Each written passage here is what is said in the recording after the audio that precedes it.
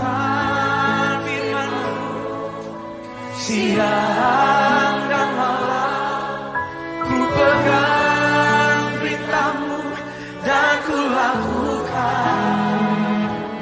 Engkau tahu ya Tuhan, tujuan hidupku hanyalah untuk menyenangkan hati. Haleluya, haleluya, salam.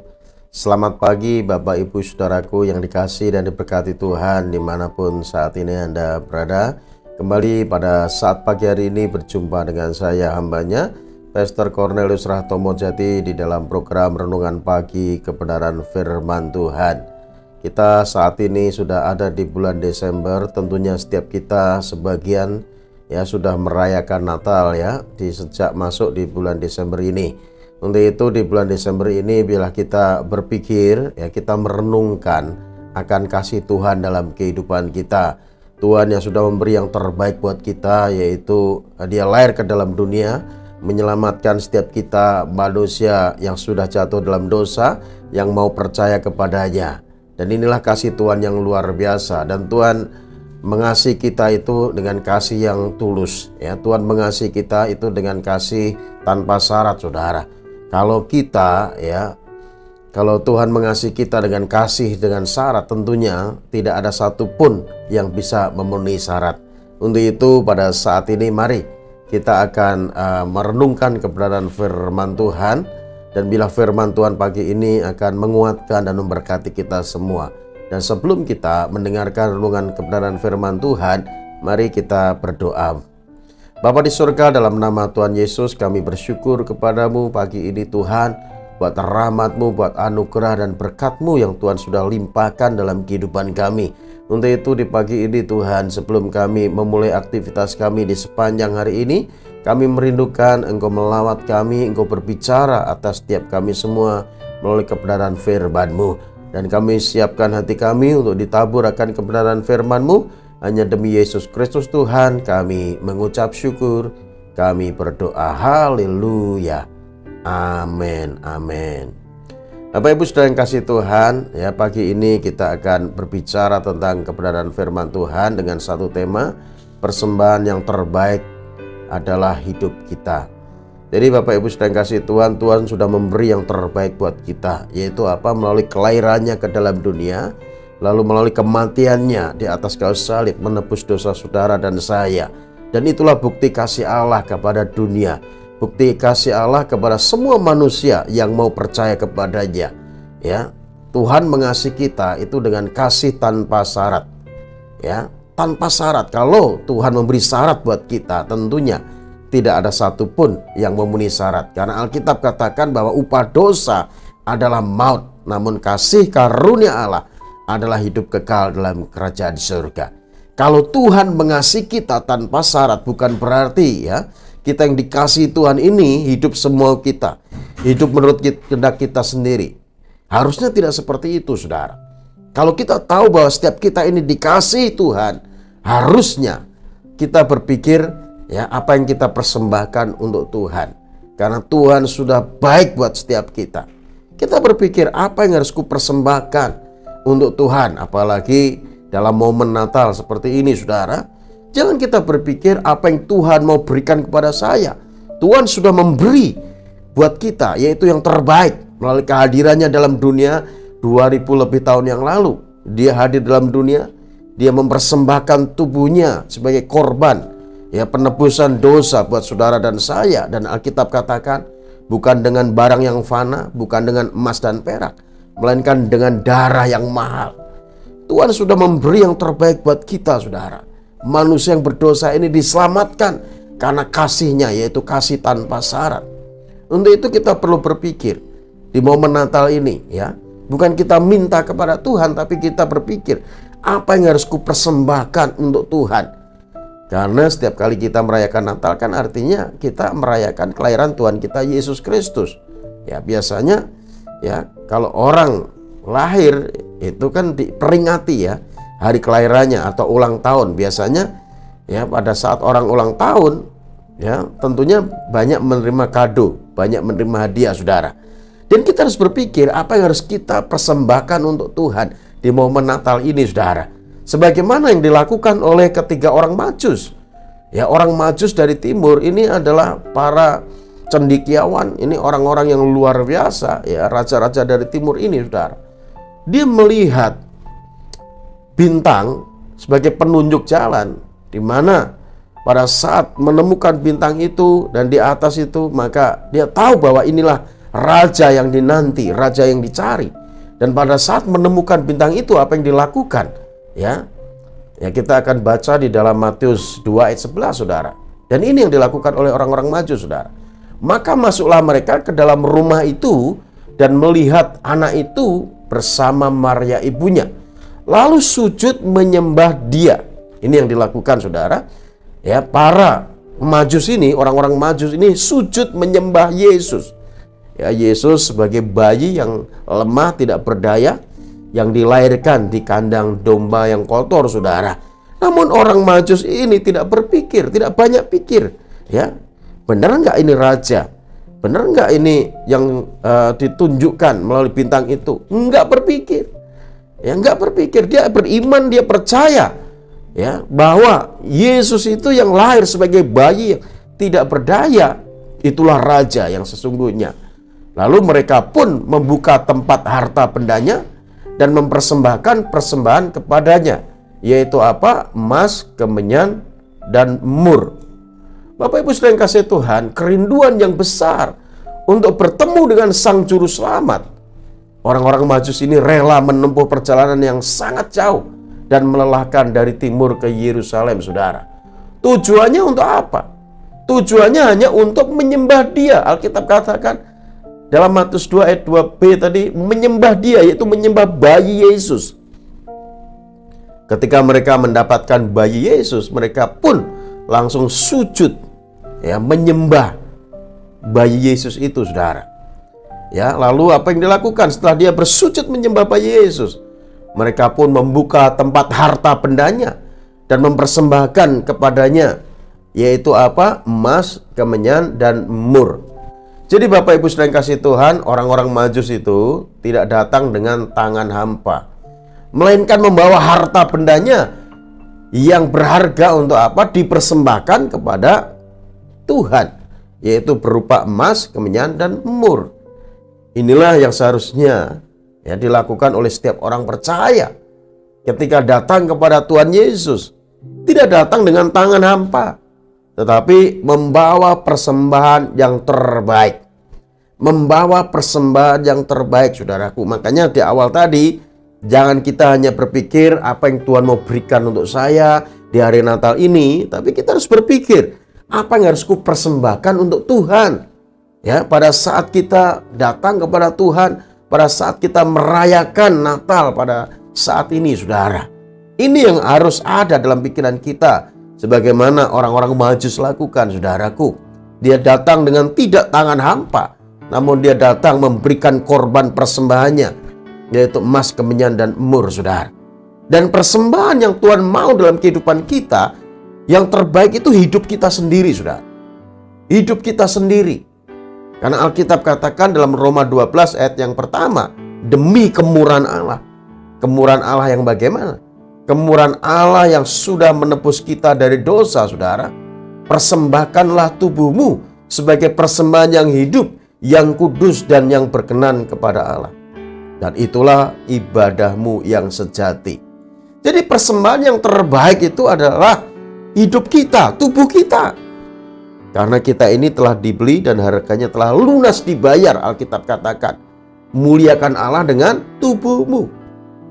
Jadi Bapak Ibu sedang kasih Tuhan, pada zaman itu, ya, emas, kemenyan, dan mur yang dipersembahkan oleh orang-orang Majus ini adalah harta yang sangat berharga. Harta yang sangat berharga, saudara. Tapi mereka rela mempersembahkan kepada Tuhan. Emas adalah lambang kekayaan. Ya, sesuatu yang sangat berharga dalam hidup seseorang, yaitu emas. Semua yang kita miliki adalah pemberian dari Tuhan. Oleh karena itu kita harus mempergunakannya untuk apa? kemuliaan nama Tuhan. Apapun yang Tuhan berikan dalam kehidupan kita itu datangnya dari Tuhan. Ya, kalau Tuhan berikan buat kita bukan berarti itu untuk kita sendiri. Dan Tuhan mau itu untuk kemuliaan nama Tuhan. Ya, untuk memuliakan nama Tuhan. Makanya Alkitab katakan dalam Amsal 3 ayat 9a, saudara, muliakanlah Tuhan dengan hartamu dan dengan hasil pertama dari segala penghasilanmu. Jadi ini yang dipersembahkan oleh orang-orang Majus pada waktu itu. Dia mempersembahkan emas, artinya emas ini lambang kekayaan. Ya, dia persembahkan untuk Tuhan. Dia tidak hitung-hitungan, dia memberi yang terbaik untuk Tuhan. Lalu yang kedua, apa yang dipersembahkan oleh orang Majus yaitu kemenyan. Ya, kemenyan. Kemenyan ini melambangkan penyembahan kita kepada Tuhan. Jadi penyembahan kita harus menjadi persembahan yang berharga di mata Tuhan. Menjadi persembahan yang berbau harum di hadapan Tuhan. Ini berbicara tentang persekutuan yang karib dengan Tuhan. Hidup taat melakukan kehendak Tuhan dan hidup yang menjadi berkat adalah persembahan yang harum di hadapan Tuhan, saudaraku. Dan inilah yang dipersembahkan oleh orang Majus. Ya, selain emas ada kemenyan. Ya, kita harus persembahkan persembahan yang terbaik untuk Tuhan, yaitu penyembahan kita, hidup kita. Ya, kita persembahkan kepada Tuhan, saudara. Lalu persembahan yang ketiga yang diberikan oleh orang Majus pada bayi Yesus pada saat itu adalah apa? Mur. Apa itu mur? Ya, mur adalah tumbuh-tumbuhan yang rasanya pahit, tapi sangat berkhasiat untuk apa? Untuk obat, saudara. Ini berbicara tentang harga yang harus dibayar untuk mengikut Tuhan Yesus. Ya, harga yang harus dibayar untuk mengikut Tuhan Yesus. Kadang rasanya pahit, saudaraku. Ya, adalah pahit dan menyakitkan secara daging ketika kita harus menyangkal diri, meninggalkan segala kenyamanan, dan melepaskan semua keterikatan dengan dunia. Sebagaimana orang Majus ini. Dia orang Majus ini, saudara, raja-raja dari timur. Dia adalah orang-orang yang berhikmat, orang-orang yang luar biasa. Namun orang Majus ini meninggalkan kenyamanannya, meninggalkan kenikmatan dunianya, saudara. Dia berjalan dari timur dengan beribu-ribu kilo, saudaraku, menuju ke tempat di mana Yesus lahir. Dan ini lambang penyangkalan diri. Ya, kadang kita pahit pada saat kita menyangkal diri, dan itu yang dikatakan Tuhan Yesus. Setiap orang yang mau ikut aku, dia harus menyangkal diri, memikul salibnya, baru mengikut aku. Jangan kita pikir kalau ikut Tuhan, ya semua beres, gak ada masalah, gak ada pergumulan. Jangan kita berpikir begitu, saudaraku. Justru kalau kita mau ikut Tuhan itu harus sangkal diri, pikul salib, baru ikut Tuhan. Kadang rasanya pahit, tapi inilah yang harus kita lakukan, saudara. Yang harus kita persembahkan untuk Tuhan. Sebagaimana orang Majus mempersembahkan mur, yaitu tumbuh-tumbuhan yang rasanya pahit, tapi sangat berkhasiat untuk apa? Bahan obat. Ada gunanya, saudara. Jadi jangan kita berpikir enaknya kalau kita ikut Tuhan, semua beres, semua aman, semua lancar. Enggak. Ya. Ada seorang datang kepada Tuhan Yesus, yaitu siapa? Ahli-ahli Taurat, orang Farisi. Dia datang kepada Tuhan Yesus karena dia berpikir, berarti ikut Yesus enak dong. Karena Yesus bisa buat mukjizat, Yesus bisa menyembuhkan orang sakit, memberi makan 5.000 orang dengan 5 roti dan 2 ikan, dan itu pun masih sisa 12 keranjang. Yesus bisa membangkitkan orang mati.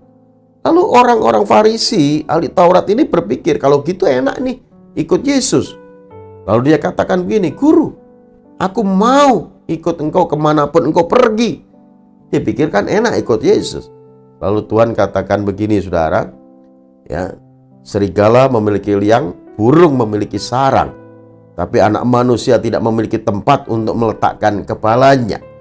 Artinya orang yang mau ikut Yesus ini harus benar-benar ya mau berpikir dan benar-benar mau menanggung resikonya.